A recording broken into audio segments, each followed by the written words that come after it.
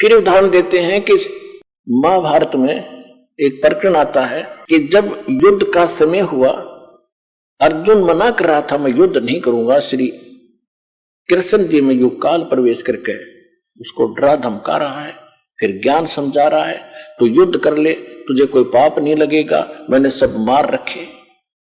उसकी बातों में आकर डर डरा के अर्जुन ने युद्ध कर लिया।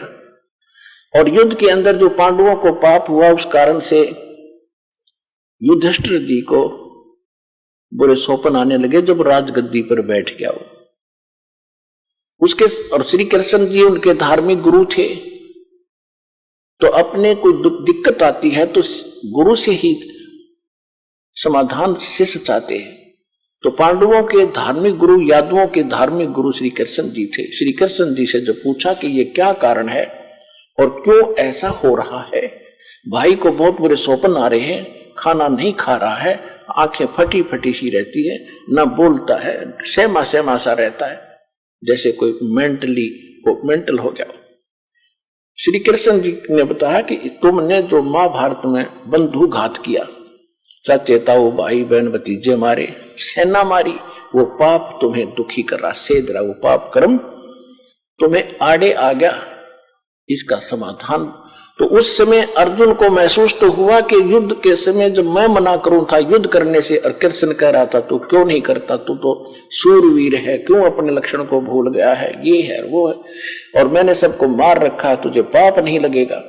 आज ये पाप कहां से आ गया? तो अर्जुन बोला नहीं, इसलिए नहीं बोला कि यदि मैं टोक दूंगा, और अभी मैं आज प्रश्न कर देता हूं कि आप पहले तो कह रहे थे तुम्हें पाप नहीं लगेगा, और आज ये पाप कैसे लग गए? क्योंकि श्री कृष्ण जी ने उसका समाधान बता दिया था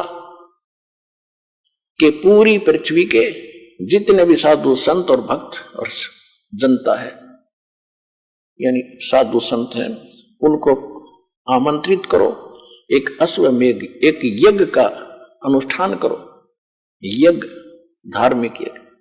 उसमें ऊपर आकाश में जो स्वर्ग लोक के देवताओं को भी निमंत्रण दो, और उसमें एक शंख रखा जाएगा, शंख जो मंदिरों में बजाते हैं, आपने देखे होंगे, इस तरह का पंचमुख का एक शंख रखा जाएगा। और उसमें जब यज्ञ शुरू होगी, सभी 33 करोड़ देवता, 88,000 ऋषि, 12 करोड़ ब्राह्मण और 56 करोड़ यादव, 9 नाथ 84 सिद्ध, ये सभी वहां पहुंचेंगे। और जिस समय ये सब खाना खा लेंगे महापुरुष, उसके बाद वो 5 मुख का शंख था, पंचायन 5 मुख थे उसके। आपने तो एक मुख का देखा होगा, 2-2 मुख के तो हमने भी देखे हैं, तो 5 मुख का था, उसके 5 मुख थे। और उसको कहीं अलग रख दिया जाएगा शटूल पर दूर। जब सभी खाना खा लेंगे उस यज्ञ में, वो शंख अपने आप बजेगा। शंख बज गया तो तुम्हारी यज्ञ संपूर्ण होगी, और शंख नहीं बजा तो यज्ञ संपूर्ण हुई नहीं, तुम्हारा संकट नहीं कटेगा। और दूर दूर तक सबको बुला के लाना, को साधु संत रह नहीं जावे पृथ्वी पर, और ना जाने किस में कौन सी करामात हो। इस सोच में सबको आमंत्रित कर दिया, निर्धारित समय पर फिक्स कर दिया। अब अर्जुन ने सोचा था कि यदि मैं अब प्रश्न कर दूंगा कि आप जब तो कह रहे थे तुम्हें कोई पाप नहीं लगेगा, और आज ये पाप कहां से आ गया, तो मेरा भाई, क्योंकि इसमें अरबों रुपये खर्च होने थे, इतनी जनता जिम्मेगी, और मेरा भाई इतना नेक है, इतना सेंसिटिव है, यदि इसको ये आभास भी होगा कि खर्चा लगने जा रहा है मेरे ट्रीटमेंट पे, और भाई इसलिए ये वाद विवाद कर रहा है, ये चाहता नहीं मेरे को सुखी देखना, कहीं इसको ये भाव हो गया तो मेरा कोई जीवन नहीं रहेगा।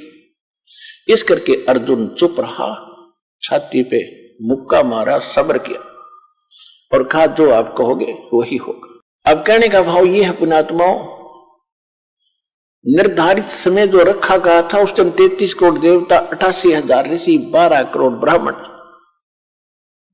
9 नाथ 84 सिद्ध, इंक्लूडिंग ब्रह्मा विष्णु महेश वहां उपलब्ध थे।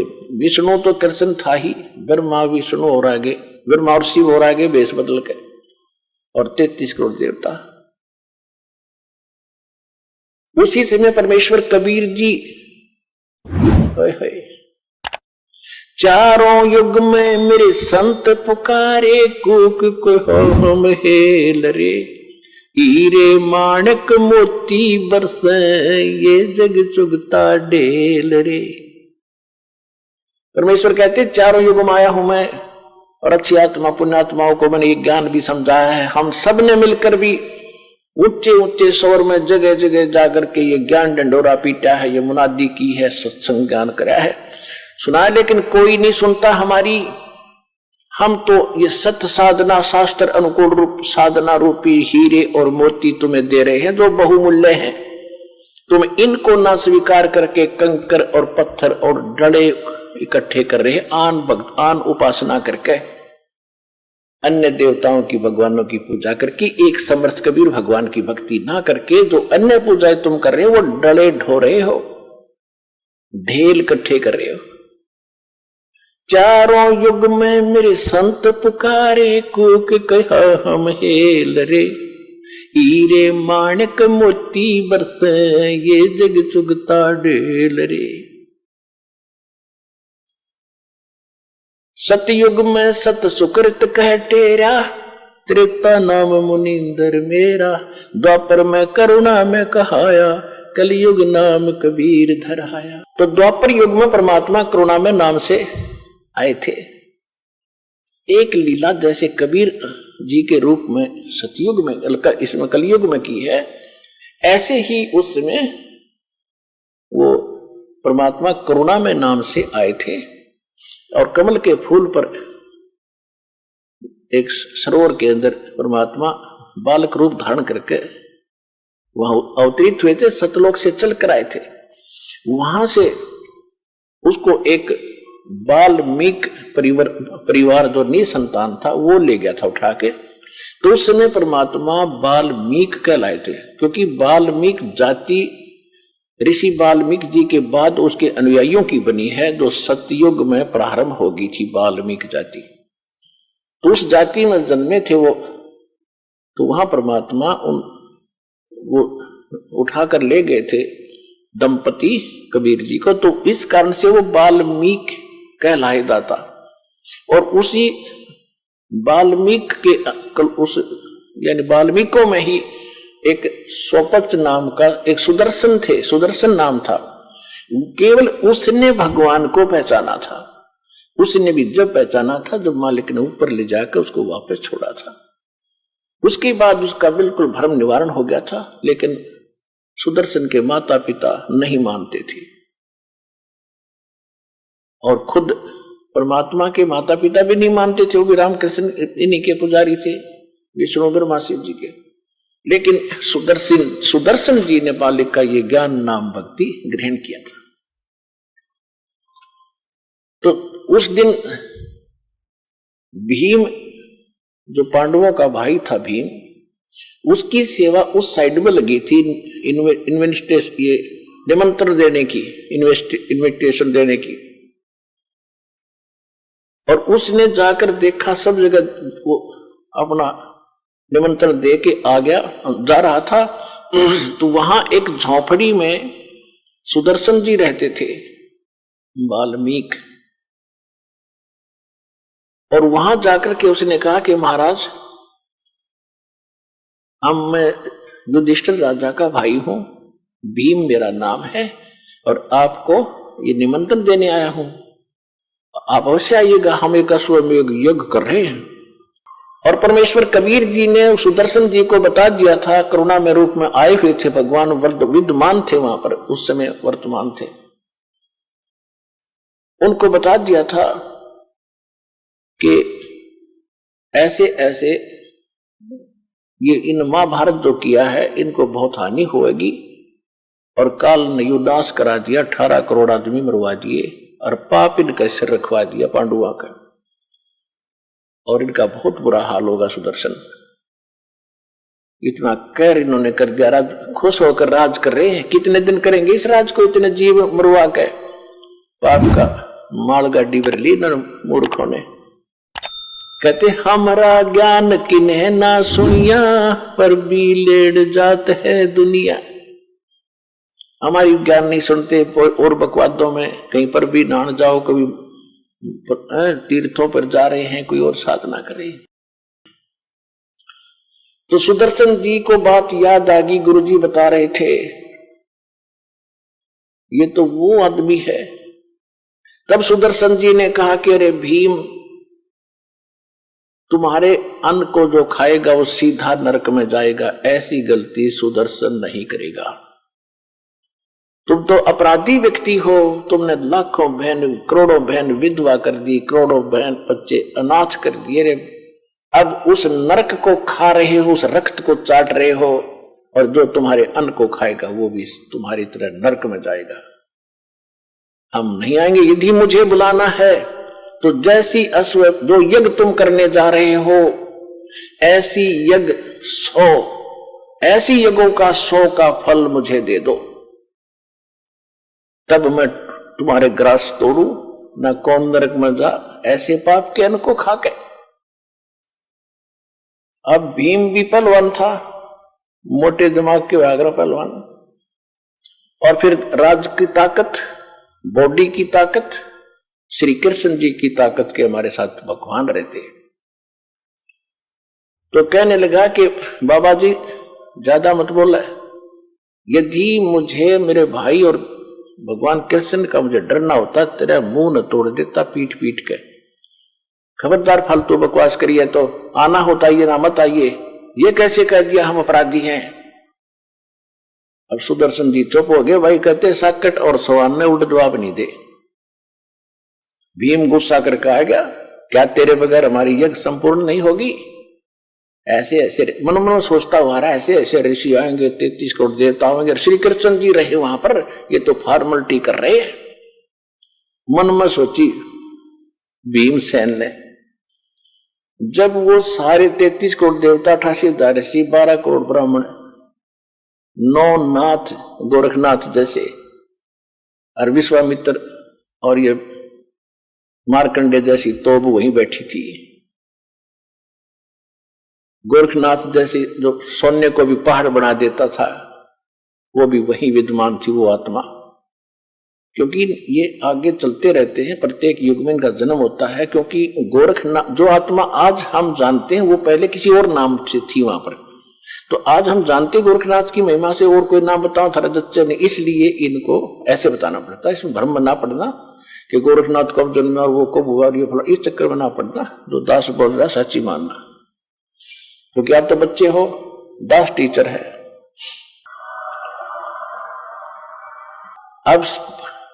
अब बताओ, 33 करोड़ देवता, 88,000 ऋषि और 12 करोड़ ब्राह्मण, 56 करोड़ यादव श्री कृष्ण जी के वंशज 56 करोड़ थे द्वारका में।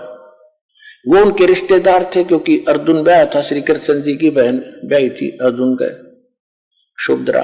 तो रिश्तेदारों ने ताना ही आना था। वो 56 करोड़ रिश्तेदार आ रहे। धार्मिक अनुष्ठान में सब ने भोजन कर लिया, संघ की तरफ इंतजार कर रहे थे, टस से मस ना हुआ। युधिष्ठिर कहने लगा, भगवान हमारे पाप ही ज्यादा है, ये तो स्पष्ट दिखाई देता है मुझे। वो दिख रहे हैं, वो बहनें रो रही थी, चूड़ियां फोड़ रही थी, टक्कर मार रही थी। जिस दिन मैं गंगा घाट पर गया था, हरिद्वार में गया था, बच्चे लिपट लिपट कर रो रहे थे, पिता कहाँ गया। आज मुझे वो याद आ रही है कि हम बहुत पापी हैं, लेकिन अब ये समाधान मुश्किल लगता है। तब श्री कृष्ण जी ने कहा कि इसका समाधान करने वाला संत पहुंचा ही नहीं है। युधिष्ठिर को कुछ आशा जागी कि कौन है ऐसा महापुरुष, या गले नहीं उतरी युधिष्ठिर के कि श्री कृष्ण जी ने भोजन खा लिया, और ये 9 नाथ 84 से 33 करोड़ देवता, 88,000 ऐसी 12 करोड़ ब्राह्मण, वेद के वक्ता, जिन चारों वेद कंठस्थ कर रखे थे, दुनिया को बड़ी महिमा सुनाते थे, सिद्धियां भी रखते थे, सबने भोजन कर लिया, शंख नहीं बजा, और कौन है पृथ्वी पर। तब श्री कृष्ण जी ने कहा, भाई एक सुंदर। फिर युधिष्ठिर जी ने पूछा कि भगवान क्या इन महापुरुषों के भोजन से ये समाधान नहीं हुआ? क्या ये साधु संत इतने तपस्वी नहीं है? श्री कृष्ण जी ने कहा कि तपस्वी ना है, ये तो 84 के ढोर हैं।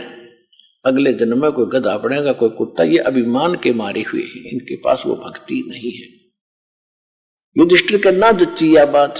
कैसे ऐसे ऋषि और वहां ऐसे वशिष्ठ मुनि जैसे भी आ रहे, क्योंकि आत्मा ये स्वर्ग में है, ये कभी आ सकती है जब तक ये पुण्य है। इनका चक्र तो फिर बन जाएगा जब अगले जन्म में गधेर कुत्ते बनेंगे। सुर नर मुनि जन 33 करोड़ी, ये बंदे सभी निरंजन डोरी। यानी निरंजन के ही संविधान में है। और इसका संविधान क्या है? कोट जन्म तन भर मत होगे, कुछ ना हाथ लगा रे।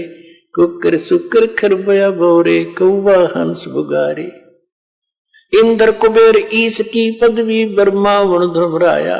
विश्वनाथ के लोक को जाकर फिर भी उल्टा आया। इनका जन्म नहीं समाप्त होता। ये पोस्ट है 33 करोड़ देवता, 88,000 ऋषि, व्यास जी आदि, तो ये मर जाएंगी। अगले बार दूसरी आत्मा इन पोस्टों पर होंगी, ये कुत्ते गधे सुअर बन जाएंगे। श्री कृष्ण जी ने अपना आशीर्वाद देकर दिखाया कि देख, कोई अपने आसन पर जहां वो बैठे थे, कोई गधा बनकर खड़ा है, कोई कुत्ता बनकर, कोई सर्प बना है, कोई केंचुआ बना है। उस दृश्य को देखकर युधिष्ठिर घबरा गया कि भगवान ये लीला बंद करो, मैं देख नहीं पा रहा हूं। ये हालत होगी इनकी। हाँ, ये हालत होगी इनकी भविष्य में। ये लीला नहीं, ये सच्चाई है। फिर भगवान कौन है ऐसा महापुरुष जिससे हमारा उद्धार हो? तो श्री कृष्ण जी ने कहा कि ऐसे यहां से इतनी दूरी पर और वो स्थान है, वहां एक महापुरुष रहता है जो सतगुरु का शिष्य है। वो ही एक भक्त है, उससे ही ये कल्याण हो सकता है। ये भी परमात्मा की रजा थी। श्री कृष्ण की जो दृष्टि खोल दी, उसको वही दिखाई दिया। अब वो संत है जिससे यह बात बन सकती है। तो फिर पूछा कि उस साइड में कौन भेजा था निमंत्रण के लिए? कि भीम भेजा था। तो भीम को बुलाकर पूछा कि आपने इस महापुरुष को निमंत्रण दिया या नहीं? भीम ने कहा जी निमंत्रण तो दिया, लेकिन वो तो कुबोल आदमी है, वो अच्छा आदमी नहीं है। श्री कृष्ण जी ने पूछा, भाई देखो, आपकी जो सेवा दी थी वह पूरी करनी चाहिए थी। कौन कैसा है ये आपने नहीं देखना होता है, वो तो यहां ही बेरा पट्टेगा कौन कैसा है। और यह कोई बात थी तो हमें बताना चाहिए था। क्या हुई बात? उसने क्या कह दिया ऐसा कि सुदर्शन भीम बताता है कि उस महापुरुष, उस संत ने, भगत ने ये कहा कि मैंने जब अपना इंट्रोडक्शन दी कि मैं भीम हूं, युधिष्ठिर का भाई हूं, और ऐसे ऐसे में ये कर रहे हैं अनुष्ठान, आप भी आइएगा। उन्होंने कहा कि तुम्हारे अन्न को तो वो खाएगा जिसने नरक में जाना हो, तुम तो अपराधी व्यक्ति हो, घोर पाप कर रखा तुमने। श्री कृष्ण जी को मालूम था कि ये विपलवान है, इसने भी कुछ बकवास जरूर करी होगी। तो आपने क्या उत्तर दिया? कि मैंने ये उत्तर दिया कि यदि मुझे भगवान का डर ना होता, मेरे भैया से मैं बहुत शर्म करता हूं, नहीं तो तुझे मैं यही समार देता, तेरा मुंह तोड़ देता। ऐसा कुबोल बोला उसने। श्री कृष्ण जी ने कहा देखो, साधु संतों के साथ इस तरह बोलना भी पाप है। तूने एक अपराध और कर लिया, भले आदमी, तुम इतनी संकट के अंदर खड़े हो आज, और उसने कौन सी झूठ बोल दी? अपराधी हो तभी तो तुम इतना दुख हो रहा है, नहीं तो नहीं होता ये, और उसके बिना ये हो नहीं सकता।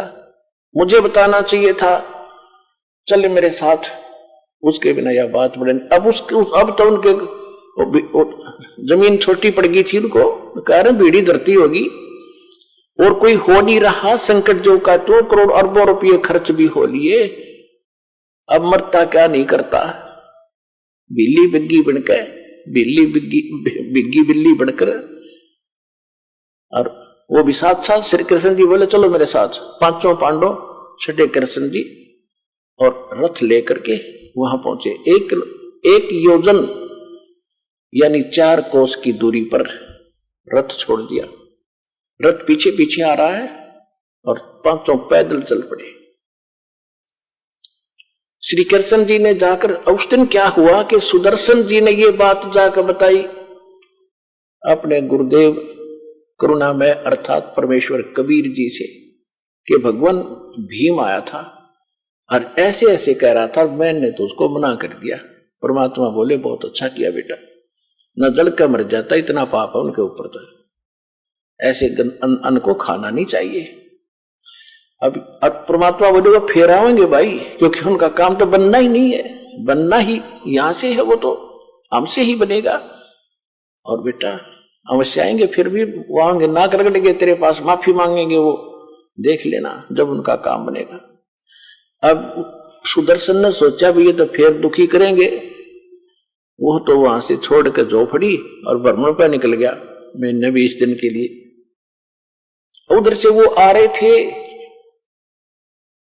परमात्मा ने अपनी महिमा बना के रखनी थी, अपने भगत की इज्जत रखनी थी और अपनी भक्ति की टेक रखनी थी, इज्जत रखनी थी, जनता में जनाना था कि हमारी भक्ति ऐसे ऐसे फल सबसे ताकतवर और श्रेष्ठ है। खुद सुदर्शन रूप बनाकर अपने शिष्य का झोपड़ी में बैठ के जाकर अपनात्मा अध्यात्म मार्ग के अंदर एक ऐसी परमात्मा की रजा होती है, उसमें किसी को बताने की आवश्यकता नहीं पड़ती ये कितनी कौन पोस्ट है या कौन व्यक्ति है, कौन पुरुष है, कौन सिद्ध है। अपने आप ताकतवर के सामने वाला अपने आप झुक जाता है। जब श्री कृष्ण जी वहां आए तो परमात्मा बैठे थे झोपड़ी में आसन पे। श्री कृष्ण जी ने मुकुट समेत प्रणाम किया।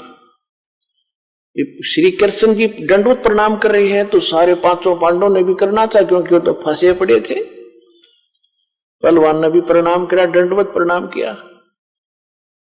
फिर खड़ा होकर के श्री कृष्ण जी ने कहा कि हे परवरदिगार, ये युधिष्ठिर है, ये इसके सब भाई हैं, इन्होंने एक यज्ञ किया है, इनको आपत्ति आई है, आपको मंत्र देने आए हैं, आपको ले लिवाने के लिए आए हैं। आप चलिए सिरजनहार, इनका उद्धार करिए, इनके यज्ञ में चलिए, इनका कल्याण हो जाएगा। साधु संत से ही होता है कल्याण। तब परमेश्वर ने कहा सुदर्शन रूप में कि भाई देखो महाराज जी, आप त्रिलोकीनाथ रहे, मैं एक गरीब आदमी झोपड़ी वाला, आप तो समर्थ हैं, आप सक्षम हैं, आप तो लीला कर रहे हो, आप भी तो कर सकते हो। श्री कृष्ण जी बोले नहीं,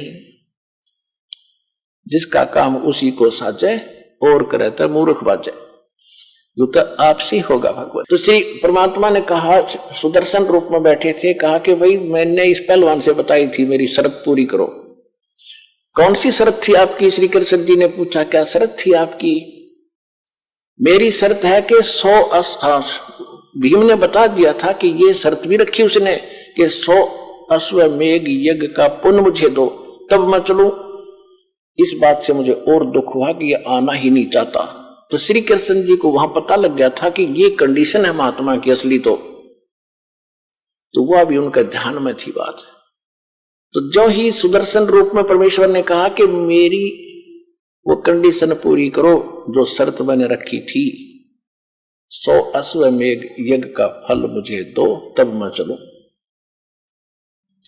श्री कृष्ण जी ने कहा, अरे पुण्यात्माओं, ये वेद भी प्रमाण देते हैं, खुद भगवान भी प्रमाण देते हैं। चारों युग में मेरे संत पुकारे, कूक कहा हम हेल रे, हीरे माणिक मोती बरसे, ये जग चुगता ढेल रे। चारों युगों में मालिक आते हैं, चारों युगों में यही सूक्ष्म वेद की वाणी बोलते हैं जो दास आज आपको सुना रहा है। लेकिन उस समय ये संस्कृत के ज्ञाता, ये अभिमानी लोग इस लाल को परख नहीं पाते और हमें भी वंचित रखते हैं, स्वयं भी वंचित रह जाते हैं। परमेश्वर ने तो श्री कृष्ण जी ने कहा कि परमात्मा ने वो वाणी बोल ही रखी थी और ये शब्द खंड नहीं होता, सबके अंतःकरण में ये जो का तू जमा होता है। चाहे कितनी बार जन्म कुत्ते का देखा हो लो, मनुष्य का जब जन्म होगा और यदि आपका वो टीवी चालू हो गया जातक से, तो आप सामने ये कभी भी ये वाणी पढ़ सकते हो, सामने नजर आ जाएंगी, सुन भी सकते हो अंदर से टेप की तरह। तो श्री कृष्ण जी ने कहा आपकी वाणी है भगवान, संत मिलन को चालियो तजमाया अभिमान, जो जो कदम आगे रखे सो सो हो ये समान। इस अध्यात्म मार्ग से आपने भी शिक्षा लेनी है कि जिस समय यदि इस सतलोक आश्रम बरवाला में ये दास बैठा है, पृथ्वी पर संत कहो, सतगुरु कहो या दास कहो, जिसके पास वो अनमोल खजाना है जो किसी के पास नहीं है, इससे वो अनमोल खजाना प्राप्त करने की विधि कैसे है? संत मिलन को चालियो तजमाया अभिमान, जो जो कदम आगे रखे ओ हे ये समान। अब जैसे आप यहां आते हो, अपनी पद, अपनी ताकत, अपनी ऊंची जाति, सम्मान, पद, इसको भूल के आया करो, यहां मत लेके आया करो। ये बीमारी है, ये तो रोग है भयंकर इस जीव के लिए। यहां तो एक दास बनकर आओ। जैसे बच्चा विद्यालय में जाता है, बच्चे कितने बड़े अधिकारी का है, किसी राजा का है, किसी का है, वहां तो एक साथ पढ़ता है, एक जैसा बैठता है, और बच्चे उसको खुरकाते धमकाते, इधर बैठ, चल इधर बैठ। वो उस समय कभी कंप्लेंट नहीं करता अपने माँ बाप को जाके, वो मुझे धमकाता था, वो मुझे खुरकाता है, वो बच्चों की तरह ही रहता है। तो यहां आपने आके, चाहे कितना उच्च पोस्ट हो आपकी, ये उच्च पोस्ट तक 2 दिन की है, फिर कई पोस्ट मिल जाएंगी, गधे कुत्ते सुअर की जाएगी, हाँ ठीक ठाक ना रहे तो वो भारी पड़ जाएंगे आपको। इसलिए यहां आकर विनम्र रहे, अधीन रहे, इस मन को सेट करना है। जब तक हम अधीन नहीं होंगे भगवान राहत नहीं देगा।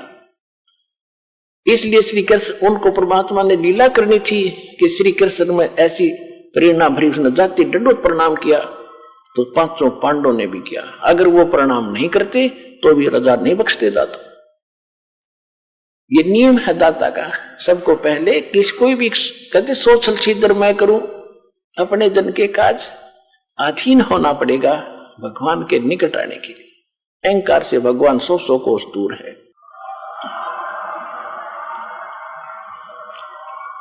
तो श्री कृष्ण जी ने कहा कि आप ही का वचन है भगवान, संत मिलन को चालियो तजमाया अभिमान, और जो जो कदम आगे रखे ओ है एक समान।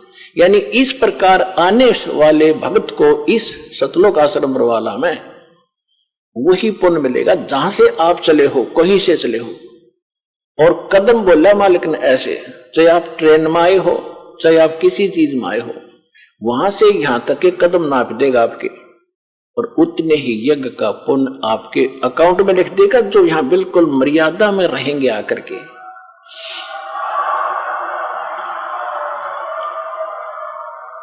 और उस एक यज्ञ को करने के लिए उन पांडवों ने शास्त्र विधि का मनमाने ढंग से अरबों रुपये खर्च किए, तो भी सफल नहीं हुई वो यज्ञ। और वो पुण्य आपको यहां आने वाले को मर्यादा में विनम्र भाव से, निष्कपट भाव से और सीधा साधु भगत से यहाँ भाव से रहकर दर्शन करने से, सत्संग सुनकर जाने से लाभ हो जाता है। तो श्री कृष्ण जी ने कहा कि हे दाता, हम इंद्रप्रस्थ से चले हैं दिल्ली से, और यहां तक आने में हमारे जितने भी, आज आप देख सकते हो, आप तो अंतर्यामी हैं। कृष्ण जी तो उनको सही संबोधन कर रहा था, लेकिन उनका ना जच्चे थी, यो सुदर्शन को ऐसा क्यों बोल रहा है, किसको? वो पांडव खड़े थे। आप तो अंतर्यामी हैं, आज आप खूब देख सकते हो आज इनकी क्या हालत है। ये मेंटल हुआ खड़ा है धर्म युधिष्ठिर तो, और इनका इतना पैसा खर्च हो चुका है। ये आपके सामने भीम, अर्जुन, नकुल, सहदेव सारे खड़े हैं, आप देख सकते हो आज इनकी क्या हालत है। भीम बड़ा पश्चाताप कर रहा था, ऐसे ऐसे कर रहा था, ऐसे ऐसे कर रहा था, और इतने अधीन होकर आपसे आज आपके द्वार आए हैं। और आप ही की वाणी है कि जो ऐसे आता है उसको एक कदम का भी एक यज्ञ का फल मिलता है। इसको उनको यहां से यहां तक जितना भी हमारे पुण्य हुए हैं आपके वचनानुसार, ये मालिक 100 रख लो, बाकी हम दासों की झोली में डाल दो, हमारा भी कल्याण हो जाए।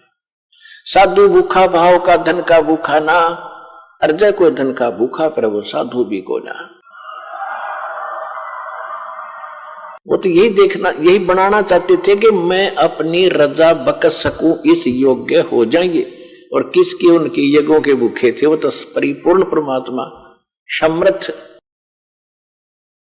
कबीर भगवान। सब पदवी के मूल हैं और सकल सिद्धि है तीर, दास गरीब सतपुरुष बजो, वो अवगत पुरुष कबीर।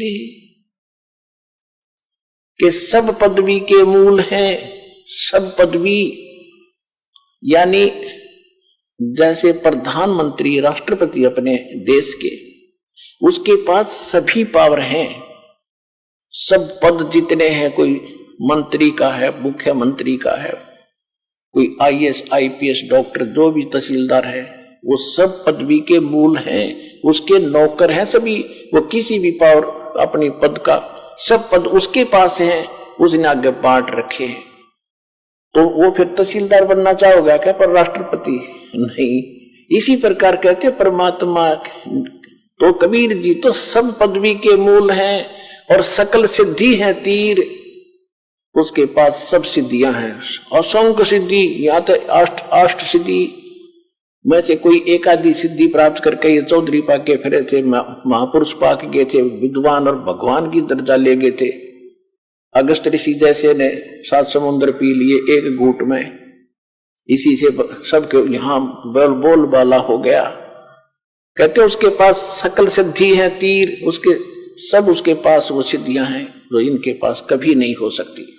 और दास गरीब सतपुरुष भजो, गरीबदास जी कहते हो सतपुरुष की भक्ति करो, अविगत सत्य कबीर। अब इस बात से प्रसन्न होकर परमेश्वर ने कहा ठीक है मैं चलता हूं। खूब अधीन देख लिए। जब भीम गया था ना पहली बार, उसने बकवास करी थी, उससे पहले वो स्नान करके आया था एक तालाब में, बहुत बड़ा तालाब था। और उस समय भीम की भी हाइट लगभग 30-40 फुट की थी द्वापर युग में। और जब उसने उस तालाब में स्नान करने के लिए सुबह सुबह गया तो उसके पैर नहीं टके थे, गोते मार मार नाव था। तो तब परमात्मा ने उस भीम से कहा कि पहलवान इधर आए एक बार। कहा जी, जो तन्यो खड़ा था पहलवान भीमसेन, कि तू के डींग मार। उस दिन क्या कहा था भीम ने, क्योंकि सारी बातें बताएंगे। जब उन्होंने ये कहा ना सुदर्शन जी ने कि भीम तुमने नाश कर रखा, 18 करोड़ आदमी मार दिए, और आज तुम राज प्राप्त करके उन बहन बेटी विधवा होगी, अनाथ बच्चे होंगे, उसको नरक को खा रहे हो। तो भीम ने कहा था कि ज्यादा मत बोला बाबा जी, अपने दम से युद्ध जीता है, एक का मारूं था 20 मरे थे, इतनी ताकत है मेरे में। तो उस समय परमात्मा तो अंतर्यामी, उन्होंने तो सबकी वार्ता का पता ही होता है क्या क्या बात हुई नहीं। तो परमात्मा ने कहा कि सुदर्शन जी रूप में कि भीम जिस दिन आप पहले आए थे, जब ये कह रहा था एक का मारूं था 20 मरे थे, मेरे में ताकत है, तेरे जैसे ताकतवर तो नरे जा लिए तो पासिंग भी कोई ना भाई।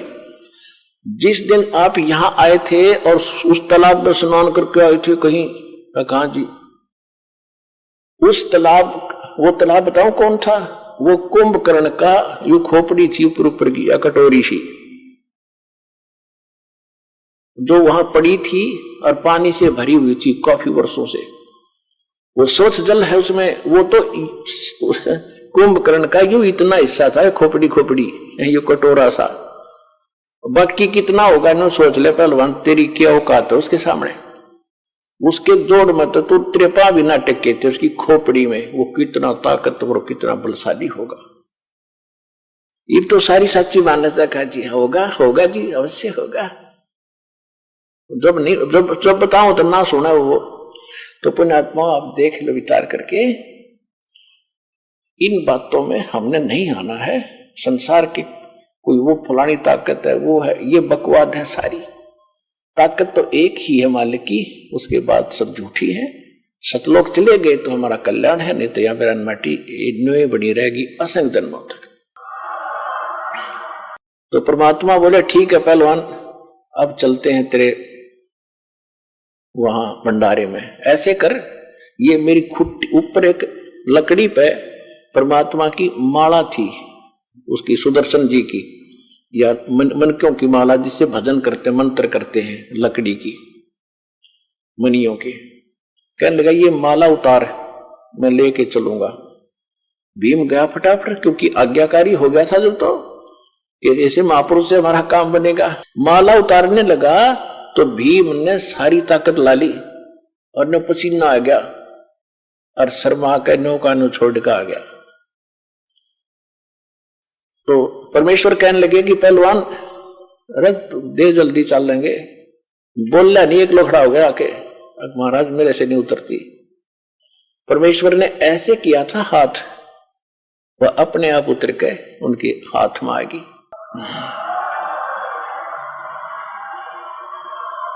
अपने आत्माओं संत चमत्कार नहीं करते, उनसे आप हो जाते हैं। और ये अगर मालिक थोड़ा सा ना करते, अगर ऐसा नहीं करते तो भीम इनका थोड़ा बहुत भ्रम बना रहता। तो वो तो एक ट्रेलर दिखाया था परमात्मा ने, ताकि इनका दिल डटा रहे, वहां तक इनका सब्र बना रहे।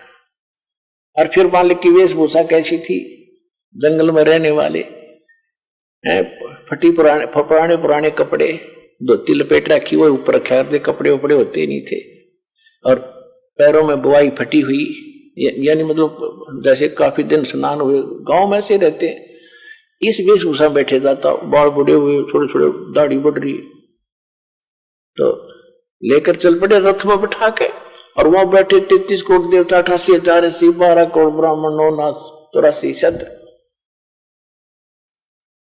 और सभी जब उन्होंने देखा कि ये संत लाए हैं ये, और इससे कहते हैं कि ये शंख बजेगी, तो वो सभी जो उपस्थित थे, वो सभी देवता वगैरह, वो क्या कह रहे थे आपस में कि इनके पाप ही ज्यादा है भाई, ये तो इनको भोगने ही पड़ेंगे, ऐसे थोड़ा ठीक होते हैं। यानी अपने ऊपर दोष कोई नहीं देता कि हमारा ब्योंत नहीं इसको ठीक करने का, हमारे अंदर अभिमान है ये।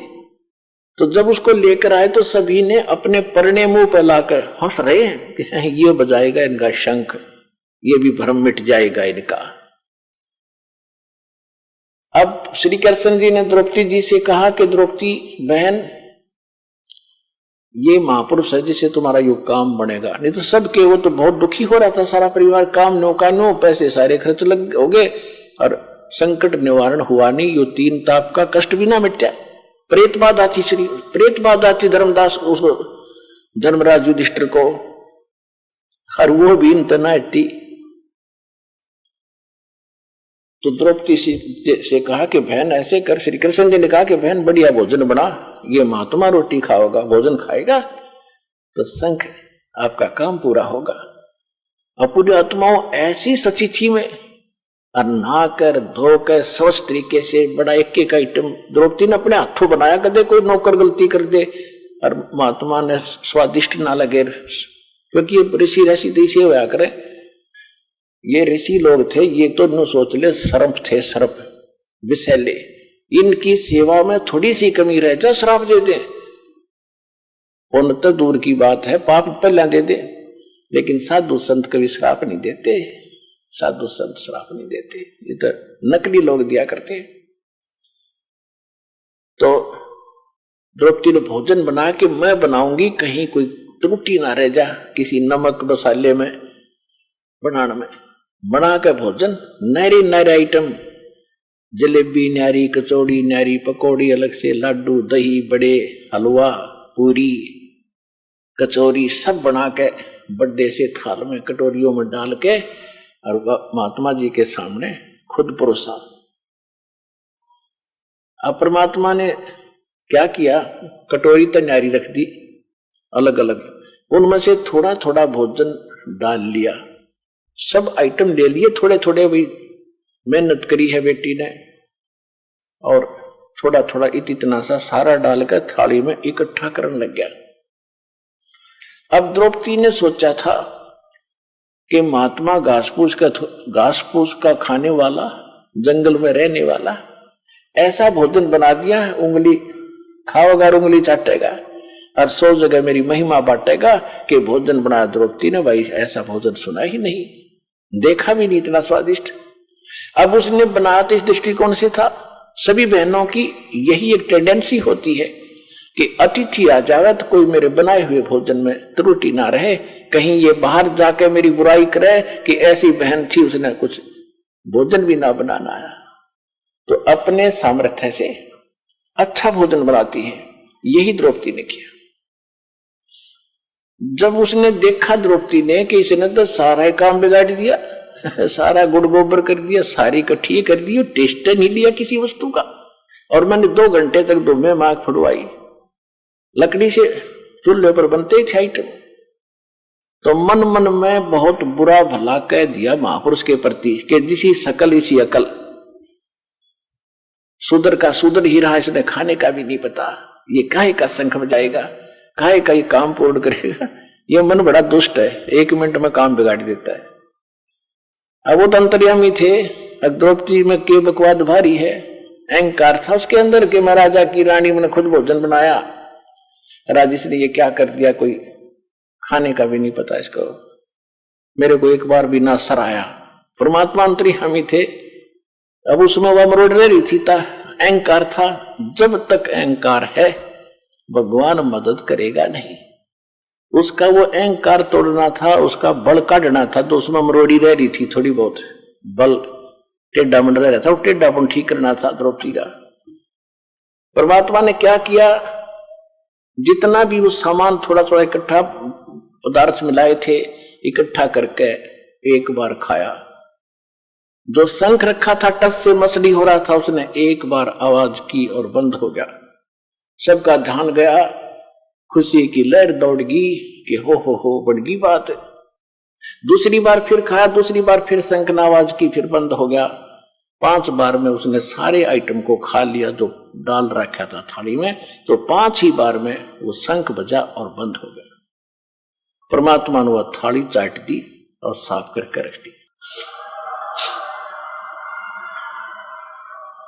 अब युधिष्ठिर ने कहा कि भगवान ओहो निहाल हो गए, ये परमात्मा कहाँ छुपा था ये रुस्तम, ओहो ये तो परम संत हैं, आपने बड़ी दया करी, ये आप ही का आशीर्वाद है इसके ऊपर।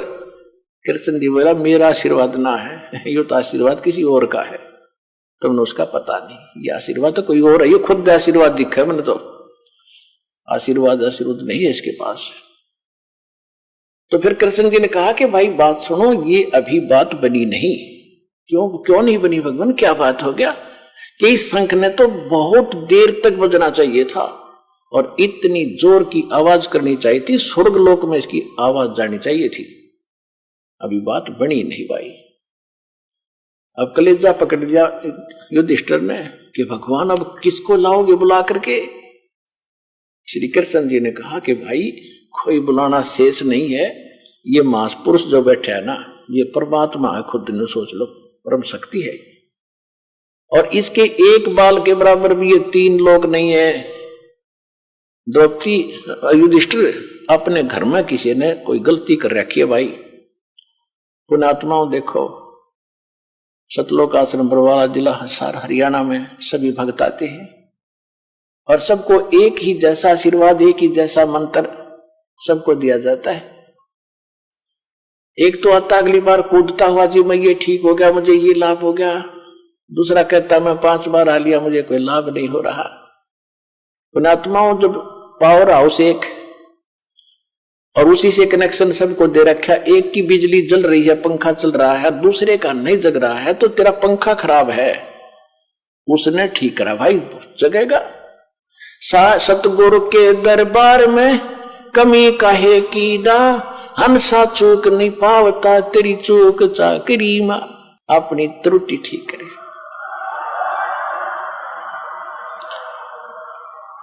अपनी चूक ठीक करो, पावर तो ज्यों की त्यों है, आपको भी लाभ देगी। आपकी ये अग्रम मगरम खत्म ना होती, ये कैसे हो सकता है, ये कैसे हो सकता है, मतलब काफी दिन में सेट होगी। जब जिस दिन यह सेट हो जाएगी, Kabir is God nothing else. फिर देखना खेल दाता के।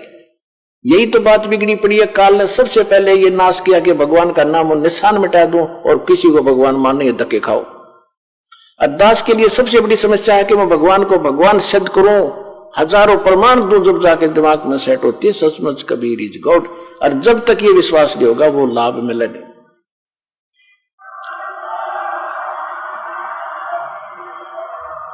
जैसा कि आप परमात्मा को जब भोग लगता है, एक शब्द सुनते हो, मोकू का खोज ढूंढे रे बंदे, मैं तो तेरे पास में, ना तीर्थ में, ना मूर्त में, ना काशी कैलाश में। लास्ट में फाइनल करते हैं, कह कबीर सुनो भी साधो, मैं तो हूं विश्वास में, और सब श्वासन के श्वास में। जो नाम तुझे दिया गया उसका जाप कर, और जिस दिन तुझे विश्वास हो जाएगा कबीर इज गॉड, सब कुछ कर सकता है, हृदय मान लेगा तेरा, उस दिन देख मेरे खेल।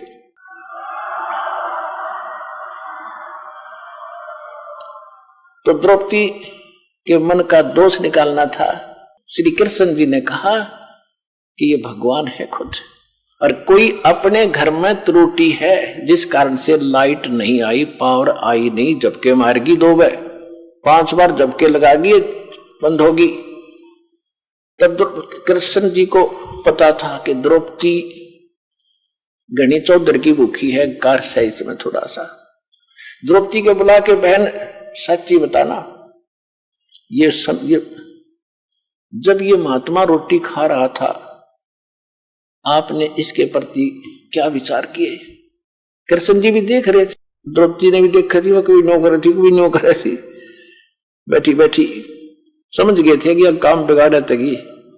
तब उसने पूछा कि सच्ची बात बता, तूने क्या मन में सोचा इस महापुरुष के बारे में?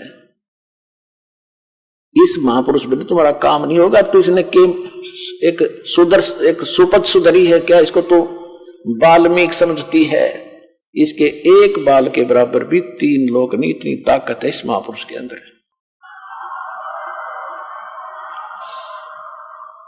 द्रौपदी ने कहा सच्ची बता। द्रौपदी से कहा श्री कृष्ण जी ने कि सच्ची बताना, कि हाँ जी सच्ची बताओ। मैंने किसी नौकर का सहयोग नहीं लिया नौकरानी का भोजन बनाने के लिए, अपने हाथों भोजन बनाया। ने सोचा था ऐसा भोजन खिला दूंगी महात्मा गुण गाओगा मेरे जाके और उंगली चाटता रह जाएगा। जब इन्होंने सारा इकट्ठा कर दिया, खिचड़ी बना दी, मैंने बड़ा दुख हुआ और ये शब्द बोल दिए कि रहा शूद्र का शूद्र, इसने खान का पता ना पीन का पता है, और ये काहे का शंख बजाएगा, काहे की कार्य सिद्ध करेगा। श्री कृष्ण जी बोले आपने तो एक पाप और इकट्ठा कर लिया, संत के बारे में गलत सोच कर। संत तो किसी तरह रहे, कैसे ही करे, तुमने बकवादों की जरूरत नहीं। अगर आप ही इतने अच्छे होते तो फिर इसको बुलाकर मैं क्यों लाया, मूर्ख हूं क्या मैं, ये सोच लेती थोड़ी बहुत। ये क्या है, कौन है, ये तो मैं भी ढंग से नहीं जानता, पर काम बनेगा इस तरह। तब द्रौपदी से कहा कि तू इसके चरण धो, या धूल समेत इसके पैर पी, चरणामृत पी, ताकि तेरी अकल ठिकाने आवे, तेरा पाप कटे, अहंकार मिटे। द्रौपदी जब बात बनेगी। द्रौपदी ने उसी समय प्रात में पानी डाला, एक लोटा लाई, परमात्मा के चरण धोए कबीर जी के, सुदर्शन जी के। सुदर्शन रूप में मालिक बैठे थे, वो चेला तो सैर सपट्टे को चला गया था। अब धो के वो पैर जब द्रौपदी ने डाल के गिलास में दो पुनः पिया और कहा कृष्ण जी ने कि आधा मुझे भी दे बहन, इसे महापुरुष का शरणामृत कब कब नसीब हो। आधा श्री कृष्ण जी ने पिया, आधा द्रौपदी ने पिया। उसी समय शंख बजा, उसी समय शंख बजा और स्वर्ग तक उसकी आवाज गई।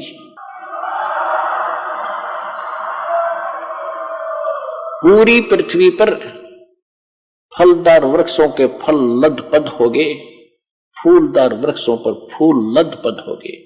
पूरा बसंत सा छा गया उस पूरी पृथ्वी के ऊपर, और बाहर सी आ गई उस परमात्मा की कृपा से। तब उनके वो 3 ताप का दुख दूर हुआ। वो 3 ताप भी तब कटे, वो प्रेत बाधा भी ना श्री कृष्ण से कटी, ना और साधना ऋषि मुनियों से कटी, समाप्त हुई। वो संकट भी परमेश्वर कबीर जी के उस शक्ति से, विधि से।